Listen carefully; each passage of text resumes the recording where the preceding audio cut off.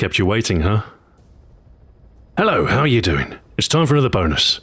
I mean, it was time for another bonus a while ago, but, you know, I've been busy. So, Nuclear Fruit, that was, well, it's a feature-length project. It was always going to be a lot of work. I probably could have drip-fed the releases, like one a month or something like that, but I kind of wanted to present them as one composite work, because they all kind of fit together, they interlock. They all revolve around the same core theme.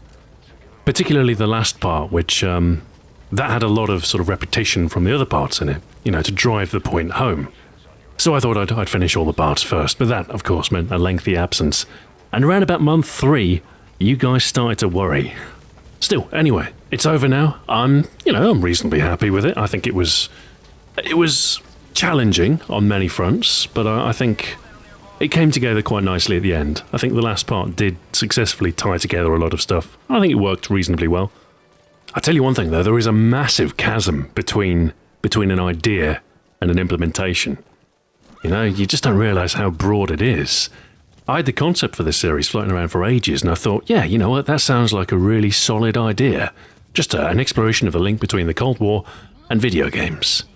Yeah, there's loads of stuff, you know, nuclear weapons, space, all of the, you know, post-apocalyptic stuff. That's all got roots in destruction in the Cold War and all that sort of stuff. It'll be easy, and it'll work really well. And when it actually comes to writing it, planning it, you discover that there's quite a bit more to it than just having a good idea. Anyway, it was a good chance for me to try some new stuff, some new techniques, and I've definitely honed my illustrating ability. I spent a lot of time drawing the graphics. It kind of got to the point where, by the time I was doing the 5th part, I was starting to become unhappy with the graphics that I did for the first part. I was like, oh, I could redo them. But then I thought, well, that would just add more time, so I best not. But yeah, I'm not so happy with some of the graphics I did for the first part. And I think there's a notable improvement between the 1st and 5th parts in terms of the quality of graphics. But maybe it's just me, I don't know. Another major experimental aspect was the style of narrative I used. It was quite a difficult thing to wrangle because you've really got 3 timelines. You've got the events of the Cold War during the 40s, 50s, 60s, 70s and 80s. Then there's the effect on the formative years of computer games, you know, the 70s, the 80s, that sort of emergence of video games. And then you've got the contemporary result of those effects. And you've kind of got to weave all of these parts together and make a new narrative out of those parts. And that was difficult. It was difficult. And some sections I'd probably approach in a slightly different way in the future. But I wasn't afraid to use a wandering narrative. Really, that's kind of what I did. It was a bit of a meandering path. And I think that is a technique that can work pretty well. I think it was at its strongest for the space episode. I think it worked to enhance tension. There was this kind of, you know, this interweaving between video games history with the emerging Apollo program and the space race and all of that at the same time. And I think that was where it worked best. If there's one thing I've discovered is that the audience doesn't necessarily mind a wandering narrative at all. If you get people sat down and watching the videos and invested in it, you can go off on tangents and people don't mind so much. I mean, it helps if the tangent has at least a superficial relation to the story at hand. But I do think you can have little story spurs that go off like that. And I think it can add to the texture of a piece of work quite effectively. However, if you do it too often, I think if you overuse it, you will sometimes lose people. And they might think afterwards, what on earth was all that about? Case in point, Tom Bombadil from Lord of the Rings. Fantastical section, wonderful imagery, you know, colour in the writing. But, I mean, really, you can cut him out, and it doesn't have too much impact on the overarching story. Anyway, I shan't drone on about Nuclear Fruit for all of this bonus. I've only got about 15 minutes worth of footage, maybe 16, 17 at a push, because I recorded one mission on Metal Gear Solid 5, which is the game in the background. It reviewed rather well, so I thought I'd pick it up, and do you know what? I have been quite enjoying it. I do quite like its open-ended gameplay. I like the fact that you can, well, there's multiple routes to finish a level. You know, if you want to go lethal, you can. If you want to go absolute stealth, you can. If you want to go, you know, tranquilizer, then you can. I like that. I especially like stealth games where it's not an instant game over when you get detected. I like that you can go nuclear. This particular mission, I am tasked with destroying a number of vehicles, which I do with quite some aplomb with a rocket launcher. You can probably do it all sneaky-beaky like with C4 or landmines or something, but I don't know. This was more fun. There is a bit of an incident with another vehicle that has there's a prisoner on the vehicle, and I kind of stick to using the rocket launcher when I probably shouldn't have. Anyway, no matter. Do you know, this is the first Metal Gear Solid game that I've played at release. I think I've played most of them, but only briefly. I played a few hours of Metal Gear Solid 3 for Nuclear Fruit, and yeah, I quite enjoyed that. I might actually finish it at some point. It's just a question of finding the time, isn't it? But I shall probably, I'll finish with 5 first of all. I don't plan on playing them in the right order, but I don't think it matters that much. So what else have I been playing? Oh, I bought Forza 6. In fact, I bought the Ultimate Edition of Forza 6. I've been playing an awful lot of that because I'm a big fan of the Forza series, and 6 is a pretty good installment of it. I think I've played it every single day since it came out. I do a series or 2 a night just to sort of whittle down the achievements. There's only really one big single-player achievement left, but it's quite a grindy one. You've got to complete pretty much everything. But it turns out, most of the appeal in driving games is just in driving, and Forza has that in spades. Plenty of cars to choose from as well. So yeah, that's been... I mean, I can't say I recommend it unless you're a fan of driving games, but if you are, and you have an Xbox One, well then you've probably already got it. So what else? Before Forza came out, quite some time before Forza came out, I was playing The Witcher 3. I think The Witcher 3 was going to be a bonus episode at some point. But I think I decided to focus on Nuclear Fruit instead, because it was around about the same time that you guys were getting antsy. And I thought, well, doing bonus takes up it normally takes up like half a day. It takes like an hour or so to record, and then an hour or so to render, upload, and then, there's a minor bit of wrangling. But yeah, as far as impact on a working day, it can take up to half of a working day to do. So I thought, well, I could save myself that time and focus on doing Nuclear Fruit instead. And that's precisely what I did. But yeah, The Witcher 3, I was playing that for a while. I actually really liked that. It was a good RPG. Compared to Dragon Age Inquisition, The Witcher 3 was miles ahead. I mean, don't get me wrong, I quite liked Inquisition. I eventually warmed to it, but I never really enjoyed the combat. And the combat's not great in The Witcher 3, but, well, it's better than Inquisition. It took me about 2 or 3 months to finish it. I did it quite piecemeal. Every once in a while, I'd take a weekend, and I'd actually play for a solid day and get some major quests done. But yeah, I spread The Witcher 3 out over quite a long time. I pretty much did everything. I did all the main quests, all the side quests. Or at least all the side quests I found. And yeah, I definitely got my money's worth, put it that way. I think I was about 80 hours in, maybe a bit more. And I enjoyed it. I did. I quite liked the ambiguous morality. Much better than Inquisition's good versus evil sort of nonsense. I actually, I liked the sort of moral grey areas that The Witcher gives you. But that's kind of the whole central point of The Witcher. You've got men and monsters and the witchers in between. And it turns out that man is the real monster and monsters are the real men. Wait, no, I mean monsters are still monsters, but at least they aren't pretending to be anything else. So yeah, that was pretty much my summer, really, as far as games are concerned. It was just principally The Witcher 3, that was about it. What else? I played Saints Row 4. I got Rare Replay.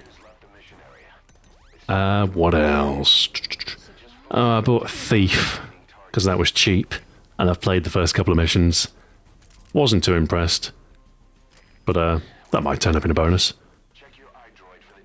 More recently, I got Rock Band 4 yesterday, because, I have a certain nostalgia for all those plastic instruments. I know it's silly, yeah, I know. But, yeah, I enjoyed those games. So I thought, for the sake of harmonics, I like harmonics. They're a good sort. I thought I'd pick it up and maybe try to get back into it. But it doesn't quite feel the same, does it? I don't know. It's been a good 5, 6, 7, 8 years, really, since peak Guitar Hero. And I don't know. I don't think the world's ready for another resurgence yet. It doesn't help that I've lost all my finger dexterity, so I had to switch back from expert to hard, and even some of the hard songs are a little bit challenging for my liking. It doesn't help that I've switched from a Guitar Hero guitar to the Rock Band Stratocaster. I'm not sure, I don't know, I always preferred the Guitar Hero buttons. They're a bit more, positive, and the clicky strum bar was always better as well. I don't know, it just doesn't feel the same, man. What else have I got? I've got quite a few games in my backlog. It seems like there's been a bit of a flurry of trade-ins, so the price of stuff's gone down. I bought a couple of Wii U games. I finally got the Wonderful 101, which I haven't touched yet, but I'll record that for a bonus one day. And I bought Bayonetta 2 as well. I'm not really a big fan of like the spectacle fires, the Platinum-style games. I mean, I enjoy them, but it's not really what I go for. But I should probably make an effort to play them, and I'll try and get through them. What else? Oh, I bought, whatchamacallit? The Order 1886. Ready at Dawn on the PS4. Supposed to be one of the better looking games on the PS4, isn't it? I don't know, it's supposed to be short, but we'll see how it plays. Also, waiting in the wings, Alien Isolation. A spoopy one. Doesn't seem to hold your hand an awful lot, that game. I'm a bit lost at the minute. And there's, the vents are making scary noises. But I do plan on finishing that at some point. Like I say, it's in my backlog. I wouldn't put it in my backlog if I didn't plan on finishing it.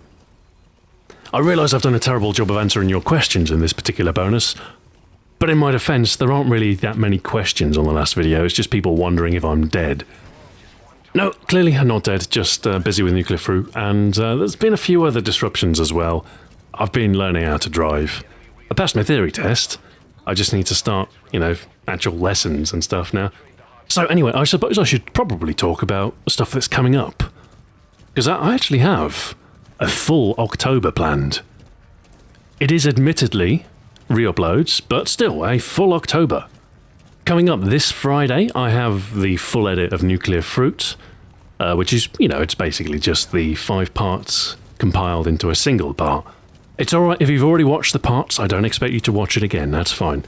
But if you wanted to have like a complete video, if you wanted to have a single monolithic Nuclear Fruit, then well, it's there it is. I think it works out at about 68 minutes long. I think the total payload of the 5 parts is about 70 minutes. But I cut out the end, just the introduction to the next part, because it's not necessary. So yeah, it's 68 minutes long, and I worry it's a little bit dense. I don't know, sitting through 68 minutes of video, I don't know. I think I actually prefer the parts, because it breaks it up a little bit more. But, if you want to watch it in one sitting, then more power to you. So that takes up a week's slot anyway. I suppose it's a little bit cheeky, re-uploading stuff like that, but the amount of effort that went into Nuclear Fruit, I don't feel too bad getting the maximum mileage out of it, and if it exposes the work to a larger audience, then all the better. Anyway, coming up after that, I have 3 weeks of Retro Ahoy planned. That's 3 weeks times 3 episodes for a total of 9. But don't get too excited, because these are just the original Retro Ahoy episodes I did way back in 2011, 2012. I say way back. I can't believe 2012 was way back, but it was 3 years ago. I have mixed feelings about re-uploading this stuff, but I do kind of want them on my main channel, because that is the home for Retro Ahoy now. Again, if you've already seen them, then, don't bother rewatching them, or do, I'm not the boss here. I do have the feeling, though, that a large portion of my audience will be completely unfamiliar with my Retro Ahoy channel, so it will, I think, expose these episodes to a much broader audience than before, which is good. But, I don't know, I do have some reservations about the quality of the episodes and how they were framed, because I did do them a while ago, and I feel as though I've improved since then. But, I'll mark them as re-uploads in the description box. It'll be clear when they were originally uploaded. And they do serve as a nice bridge to cover my absence whilst I'm working on my next major project, which is a new season of Retro Ahoy. This is already underway. I played through Wolfenstein 3D and Spear of Destiny in its entirety. I rather enjoyed it, actually. It helps. I was using a source port to enable mouse controls, proper mouse controls, and WASD, so it played like a modern FPS, just with an old school look. I did actually quite enjoy it. I think the map design, it's a little bit labyrinth.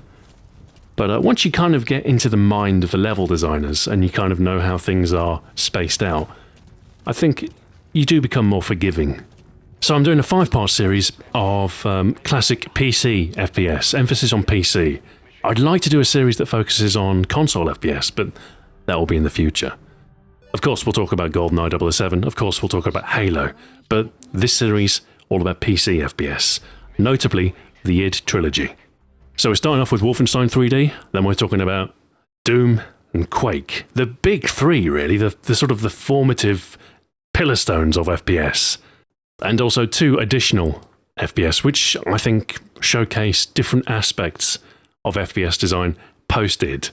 One of them is Duke Nukem 3D, which I think it was surprisingly innovative on a few fronts. It's easy to write it off as a Doom clone, but it did do some stuff that wasn't seen before, and I think Duke Nukem 3D is memorable, not for its technical accomplishment, but for its characterization. And then, of course, there's the whole Duke Nukem Forever arc, which was, well, it's not the happiest of endings, but still.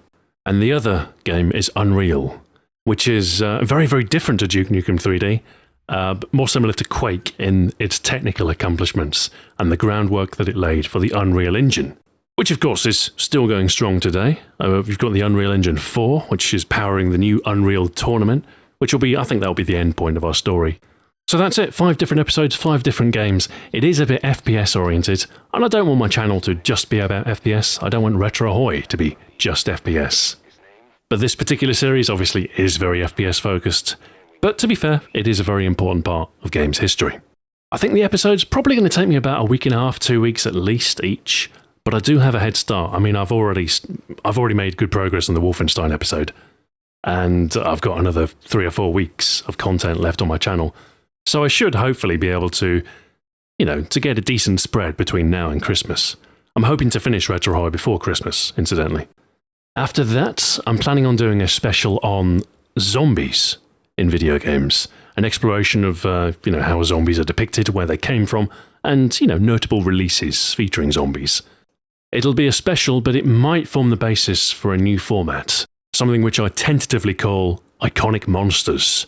Or maybe Legendary Monsters, I don't know. Kind of a counterpart to Iconic Arms, but one's, about stereotypical bad guys. Zombies, skeletons, Nazis, that sort of thing. But this zombie episode will serve as a pilot, and it'll let me know if the idea has legs. After that, I want to do 3 more episodes of Origins. The open world video did pretty well, and I'd like to do a few other topics.